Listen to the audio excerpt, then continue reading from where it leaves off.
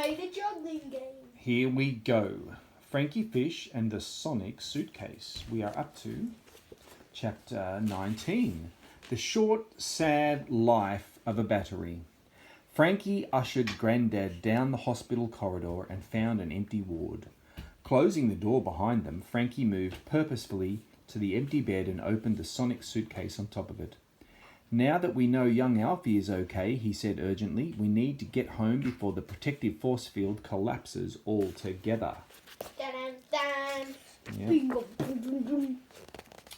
Grandad moved Frankie out of the way and started typing into the Sonic Suitcase. Exactly how many time travel shows have you seen, kiddo? There wasn't time to go through exactly how many movies or episodes or books or games. Just trust me, if we don't get home quick sticks, it could be disastrous. Define disastrous, Grandad asked, still typing. Well, we might disappear off the face of the earth forever, or we could get lost in time and space for all eternity, said Frankie. He scratched an itch on his cheek, which had started morphing again, and felt stubble. Yep, that's the textbook definition of disastrous, all right, Grandad said, gulping. Then he glanced up at Frankie, shock written across his face. What now? I have a beard, don't I? Said Frankie, searching for the room for a mirror. That's not the worst of it, replied Grandad, his face pale. We're out of battery. His wrinkly hands trembling, Grandad turned the Sonic suitcase around so that Frankie could see it with his own eyes, which were currently those of a brown-eyed girl with lashes to die for. Frankie saw the battery reading as clear as the D on his last biology project. 3 lousy %! What percent do we need to get back to 2017 again? Frankie asked his granddad, his throat dry. 17, Grandad replied. His face was unreadable. Dun dun dun. We need the llamas. So, we find a generator or something, said Frankie, his face suddenly snapping back to his own. Charge it up again and get out of here. It's 1952, Frankie, Grandad groaned. We can't just plug the Sonic Suitcase into a power point. The voltage is all wrong and it could destroy the suitcase altogether. We need a strong, pure electric charge. What are you saying, Grandad?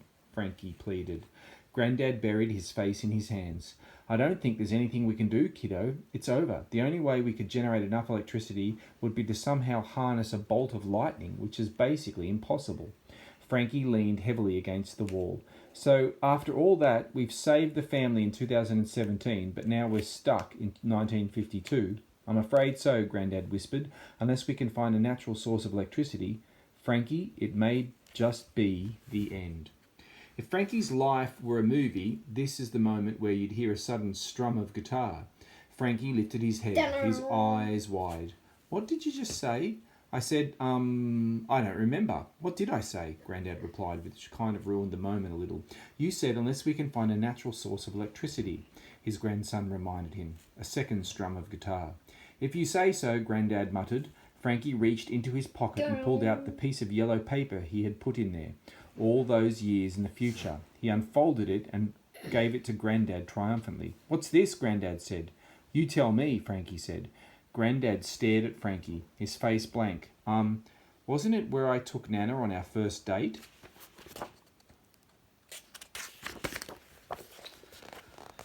Yes, and now where was it? Asked Frankie, pointing his finger at the print that read The Amazing Fredo. Grandad smiled. Was it Time Zone? Guitar crashes out of tune a little. What? No. How do you even know about Time Zone? Said Frankie, both confused and impressed. No, you took Nana to see this magician, the amazing Fredo. Don't remember, said Grandad with a shrug. Was he any good? No idea, but I do know the big trick he finished on, said Frankie meaningfully. He made all the boogers in the world disappear? Asked Grandad. Frankie rolled his eyes. Oh my God, no! His big finish was the water tank of death. And guess what was in the water tank of death? Dead people? Asked Grandad. Eels, Frankie yelled, forgetting they were in a hospital. Electric eels. What's your point, kid? Grandad barked.